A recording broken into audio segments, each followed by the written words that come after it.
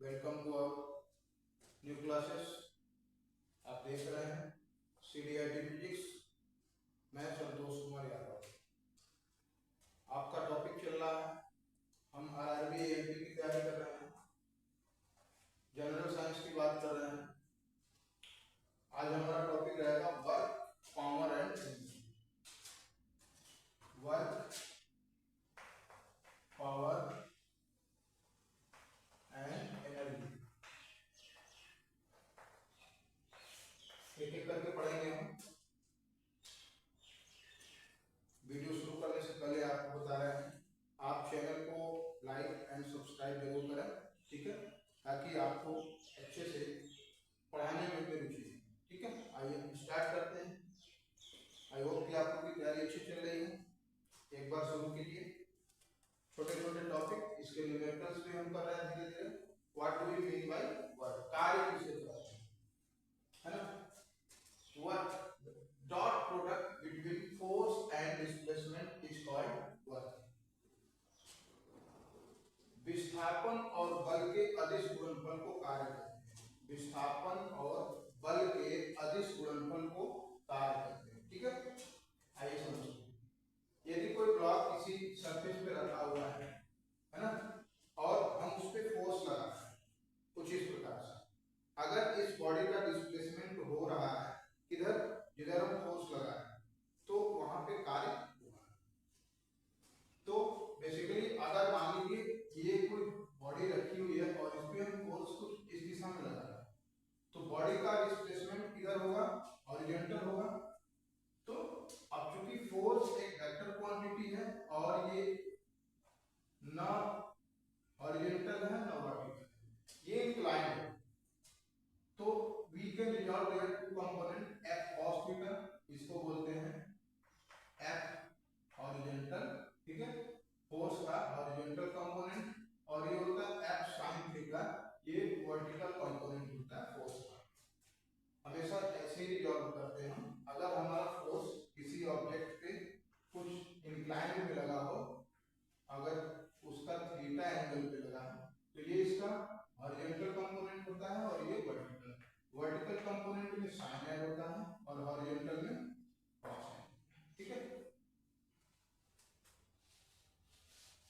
अब देखिए, हमने जो फोर्स लगाया थीटा एंगल पे, अब इन दो कंपोनेंट में से कौन सा कंपोनेंट है जो बॉडी को डिस्प्लेस करेगा, तो ऑब्वियस सी बात है F cos थीटा, यही हॉरिजॉन्टल लगा, वर्टिकल डिस्प्लेसमेंट होगा नहीं। तो इसलिए हम बोलते हैं W = Fs, F dot s, है ना। और यहाँ F का कौन सा कंपोनेंट लेंगे, F का F cos theta dot s, और इसी को हम बोलते हैं Fs cos थीटा। तो work, the dot product between force and displacement is called work. Work is a scalar quantity. SI unit is Newton meter or joule. 1 joule equal to 10 to the power 7 अर्ग। अर्ग जो है कार्य का CGS मात्रा है, ठीक है। अब यहाँ पे हम तीन कंडीशन दिए हुए हैं। हमारा जो वर्क होगा वो डिपेंड करेगा इस एंगल पे, ये एंगल कितना है। वर्क में भी पॉजिटिव, नेगेटिव और जीरो, कार्य धनात्मक भी हो सकता है, ऋणात्मक भी हो सकता है और शून्य भी हो सकता है। तो आइए बात करते हैं हम इस पहला हमारा जो है, इसको आप नोट कर चुके होंगे।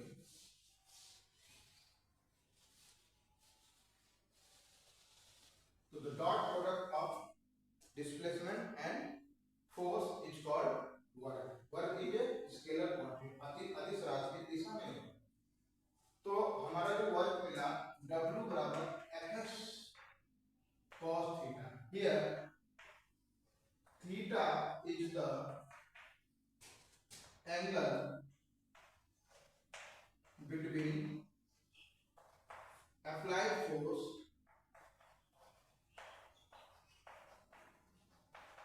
and displacement। ये तो समझ में आ गया। ये जो एंगल है ये अप्लाइड फोर्स और डिस्प्लेसमेंट के बीच का एंगल है, और हमारा वर्क डन इसी पे डिपेंड होता है। फर्स्ट केस है, यदि मान लें हम थीटा का वैल्यू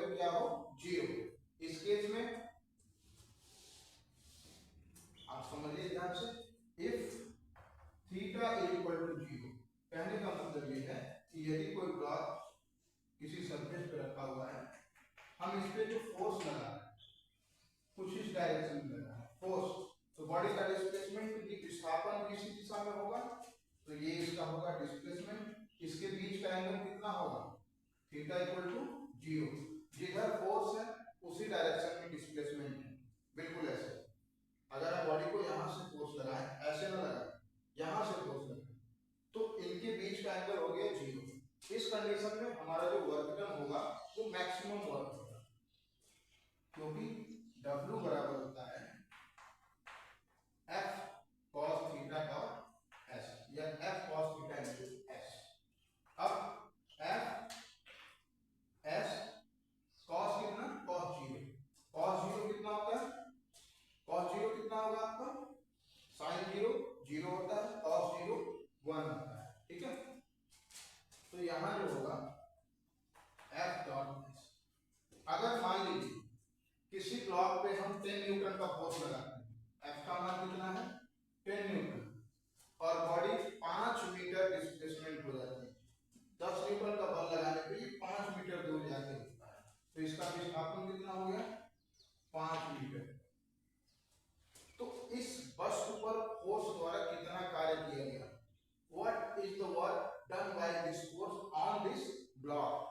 तो यहाँ पे हम क्या करेंगे, जिधर फोर्स लगाए हैं बॉडी का डिस्प्लेसमेंट वही है, थीटा का मान 0, तो ये मिलता है Fs, यानी F कितना हो गया 10 और 5, यानी कितना हो गया 50 जूल, 50 जूल कार्य यहाँ पे किया गया, ठीक है।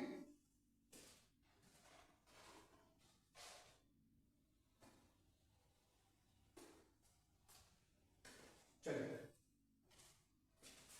ये चीज समझ में आ गया। केस 2 है आपका इफ थीटा इज 90 डिग्री, अगर ये समझ में आ गया हो इसको मिटाते हैं। केस सेकंड है हमारा, यदि थीटा की value if theta is equal to 90 degree, चलिए हम फोर्स इस डायरेक्शन में लगा रहे हैं और बॉडी का डिस्प्लेसमेंट इधर है, अब इनके बीच का एंगल कितना बच्चों 90 डिग्री है। चलिए तो यहाँ वर्क डन कितना हो, तो work done equal to Fs cos theta, और cos लिखेंगे हम 90, cos 90 कितना होता है 0, Fs इनटू 0, वर्क डन कितना हो गया 0। आप कितना हो न्यूटन का फोर्स लगाएं, बॉडी कितना हो दूर जाए, अगर इनके बीच का एंगल 90 डिग्री है तो वर्क डन 0 होगा। अगर एक मजदूर अपने सर पे 60 केजी का बोरी लेकर के जाता है, कितना हो दूर जाए, उसको जो फोर्स लगा है mg नीचे की ओर और उसी को वो बैलेंस किया है, और विस्थापन इसका हॉरिजॉन्टल होगा, इनके बीच का एंगल कितना होगा 90 डिग्री। साइंस और टेक्नोलॉजी के सब्जेक्ट में उस मजदूर ने 0 वर्ग, ठीक है। चलिए केस थर्ड है हमारा,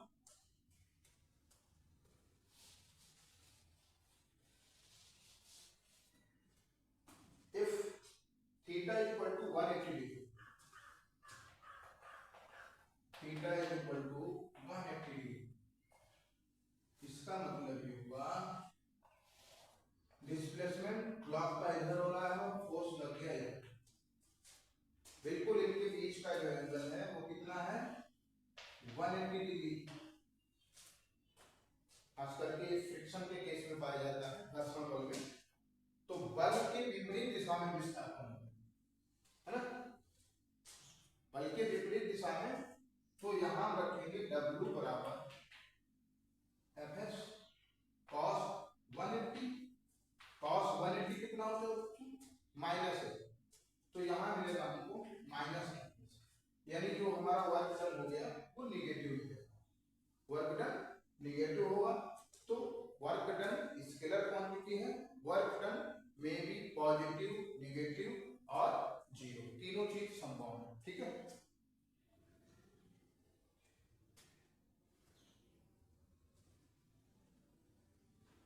यदि किसी वस्तु पर 10 न्यूटन का बल क्षैतिज से 30 अंश के कोण पर आरोपित हो और विस्थापन 10 मीटर हो तो किया गया कार्य।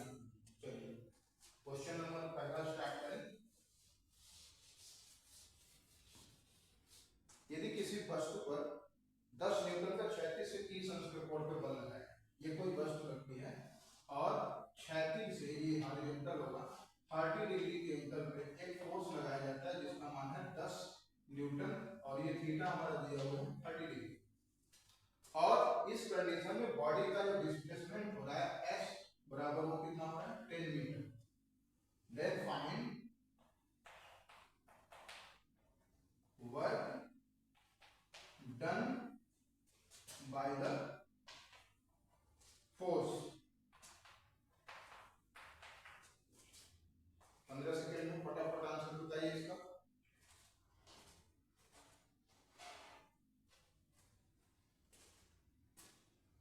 चलिए, तो हमें पता है W बराबर होता है Fs cos थीटा।